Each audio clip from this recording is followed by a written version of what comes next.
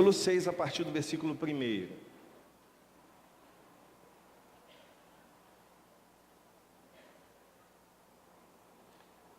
Jesus saiu dali e foi para a sua terra, e os discípulos o seguiram. Chegando o sábado, começou a ensinar na sinagoga. Ao ouvi-lo, muitos se maravilhavam, dizendo: de onde vêm essas coisas? Que sabedoria é essa que lhe foi dada? Como se fazem tais milagres por suas mãos? Este não é o carpinteiro, filho de Maria, irmão de Tiago, de José, de Judas e de Simão? E suas irmãs não estão aqui entre nós? E escandalizavam-se por causa dele.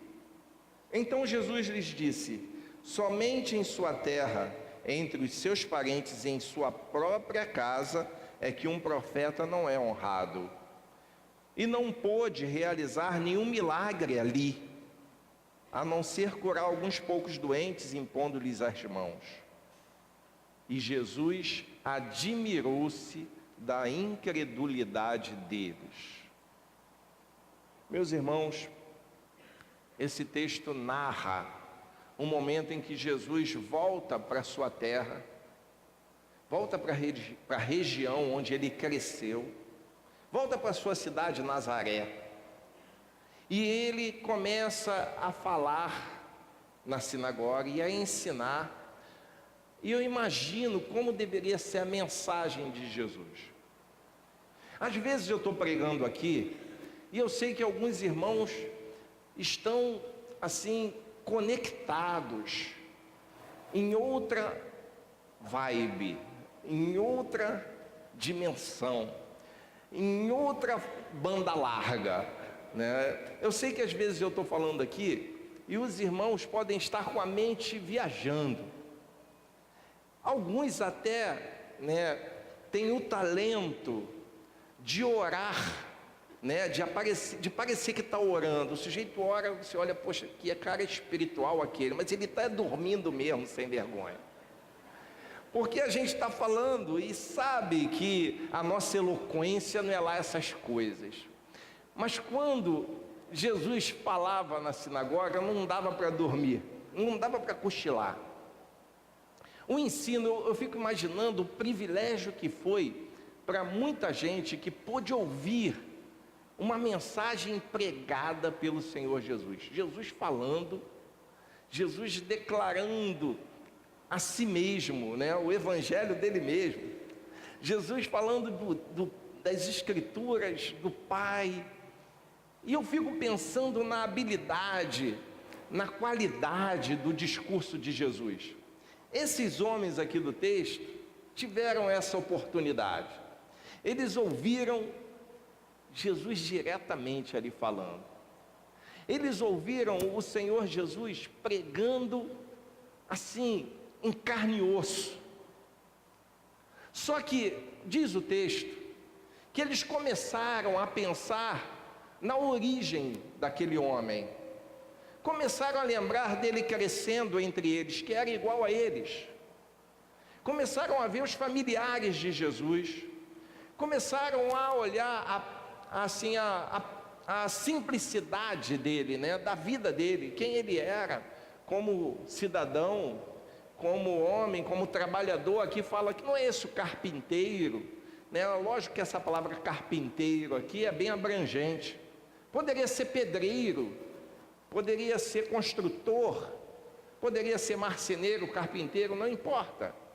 Eles começaram a olhar esse aspecto, o filtro dos preconceitos deles mesmos, e começam a questionar como é que aquele homem tão simples, de origem tão comum, de uma família tão normal, poderia ter uma palavra daquela.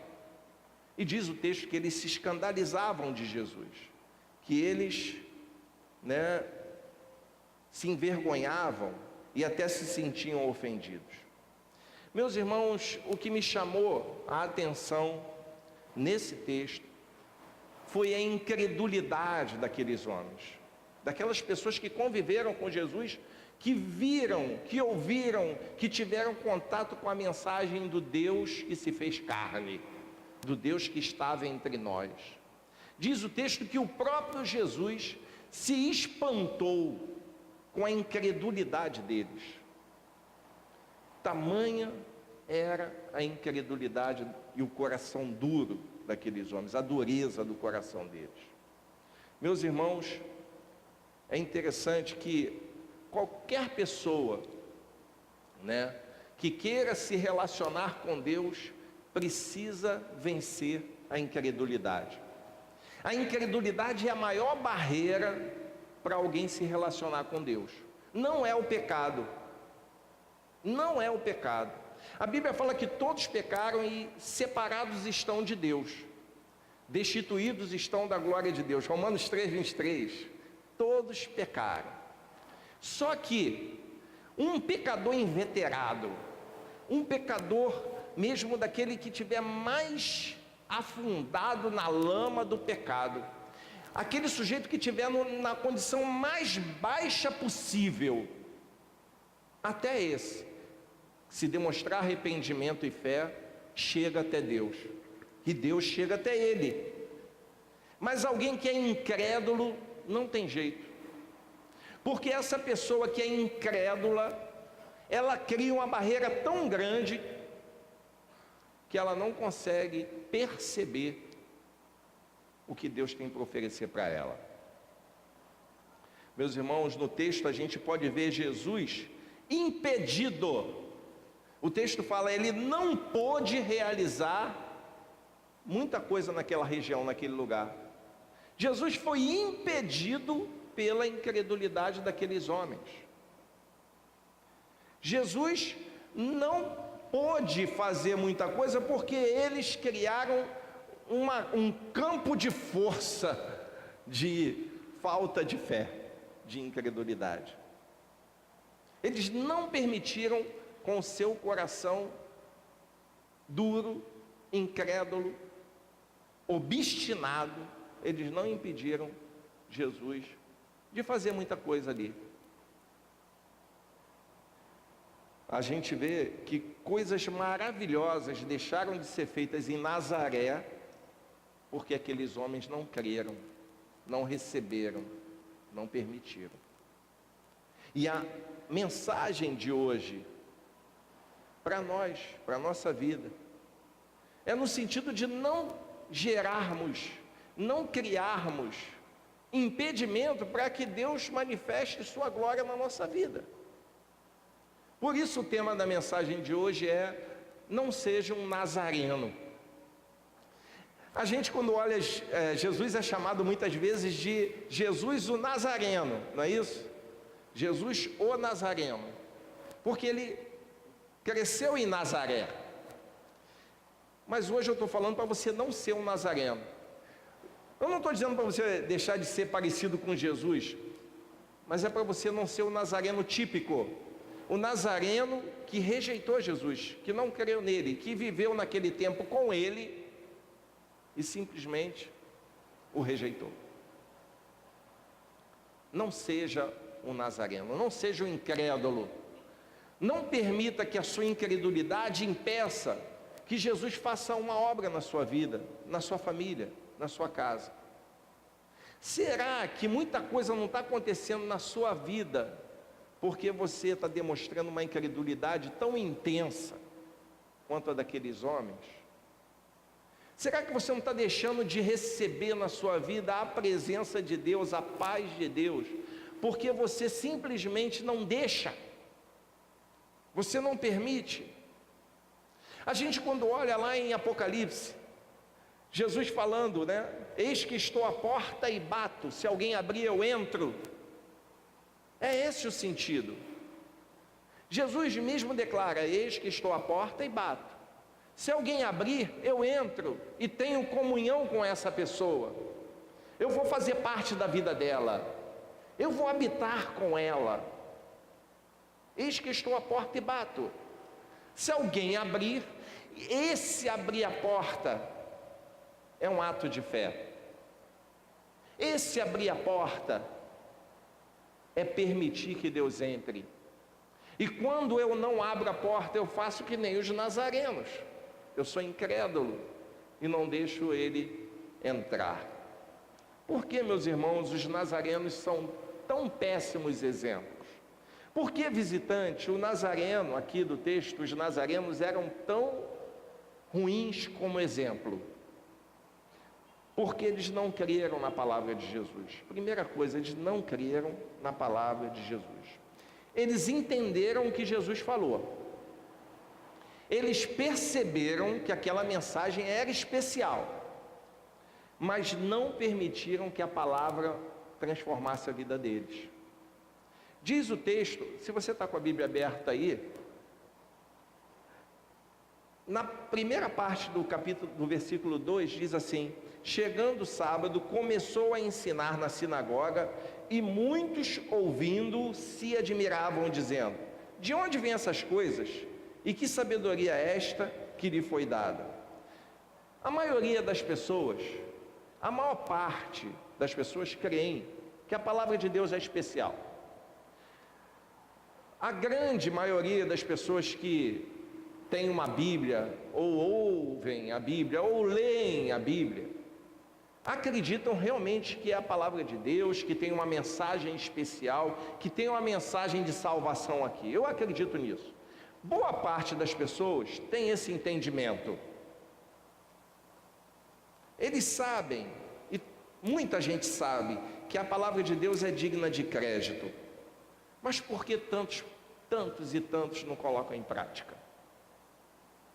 Porque tanta gente que sabe que a palavra de Deus é mensagem de salvação, de transformação, que enriquece a alma, que norteia o caminho, que dirige a vida.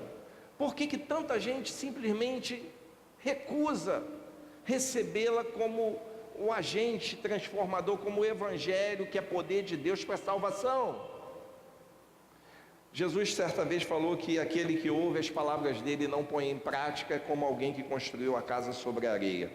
Então aqueles homens eram péssimos exemplos porque eles não receberam a palavra de Jesus, não permitiram que ela transformasse suas vidas. A segunda coisa que chama a atenção nos nazarenos é que eles não creram no poder de Jesus. A segunda parte do versículo 2 diz: e como se fazem tais maravilhas por suas mãos? Eles tinham testemunhos vivos do que Jesus fez. Eles tinham pessoas que passaram e experimentaram o poder de Jesus ali, ao vivo e a cores. Assim como nós temos pessoas que dão testemunho vivo do que Jesus fez em suas vidas. Mas ainda assim, muitos não creem. Muitos não recebem, muitos não aceitam. Quantos testemunhos são necessários para que você creia em Jesus? Quantos testemunhos serão necessários para que você dê um passo decisivo na sua vida, em direção a Ele? Quantos testemunhos você vai precisar ouvir ou assistir para que você deixe de ser incrédulo? Não seja um nazareno. Meus irmãos,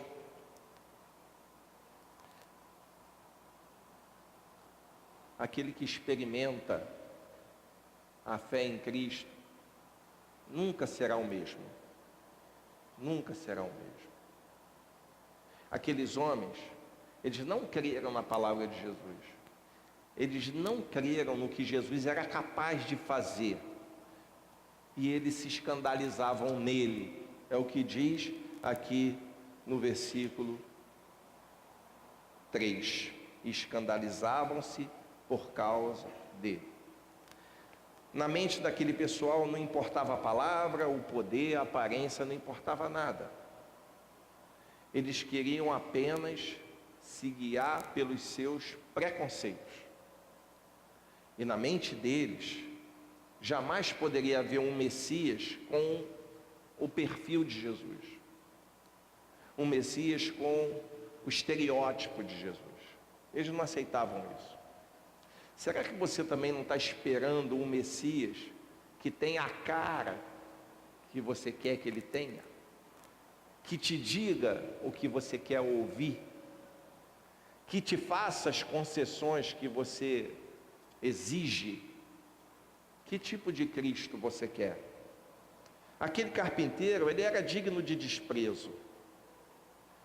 Na mente daqueles homens de Nazaré, Jesus era alguém digno de desprezo, de rejeição, porque os conceitos que eles aprenderam na escola, como muitos hoje aprendem nas escolas, aquilo que disseram para eles era que o Messias não podia ser daquele jeito.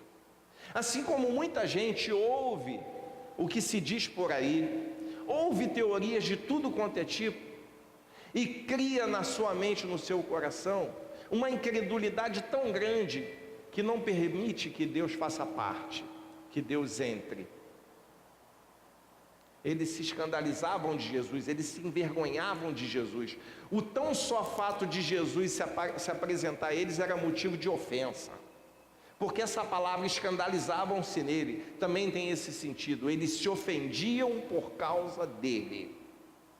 Eles olhavam para ele, meus irmãos, e ficavam ofendidos. E muita gente tem se afastado de Deus, porque Jesus não é do jeito que ela quer, não se apresenta do jeito que ela deseja. Concluindo, eu já falei isso aqui muitas vezes, o remédio para a incredulidade não é outro, senão a fé.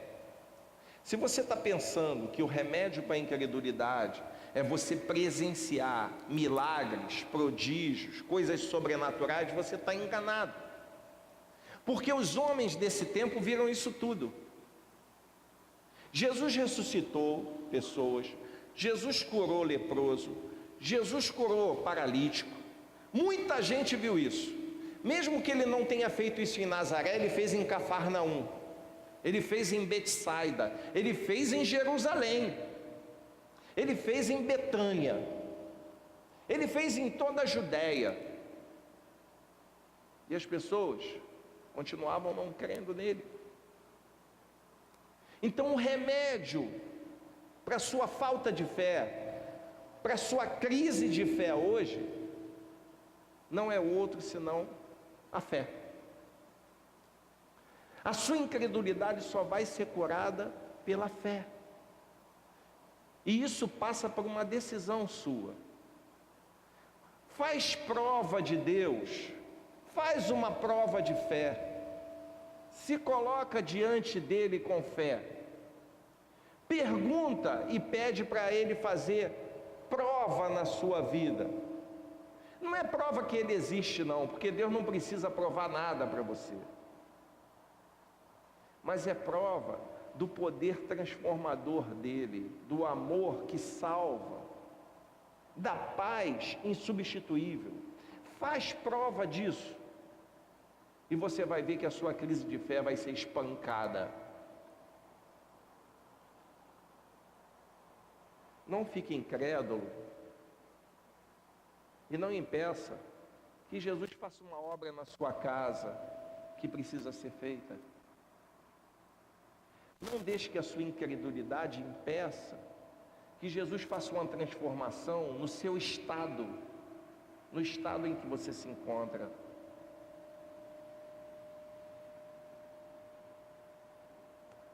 Não fique incrédulo e não atrapalhe o Espírito Santo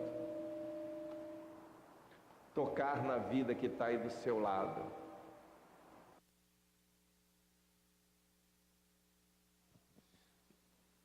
Não seja incrédulo e não impeça que Deus faça uma obra na vida do seu filho. Não seja incrédulo e não impeça que Deus faça uma obra no seu casamento. Não seja incrédulo e não impeça que Deus cure as suas crises emocionais e espirituais.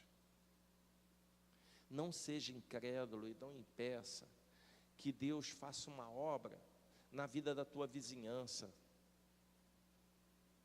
Não seja incrédulo e não impeça que Deus te transforme em luz lá onde você trabalha. Não seja incrédulo e não impeça que Ele te livre das crises que você tem vivido e está vivendo, e acha que sempre vai viver nelas. Não seja incrédulo. Jesus se admirou da incredulidade daqueles homens. Não deixe que a incredulidade cause espanto em Jesus e impeça que Ele faça uma obra maravilhosa na sua vida, porque é isso que Ele quer fazer. E que Deus te abençoe.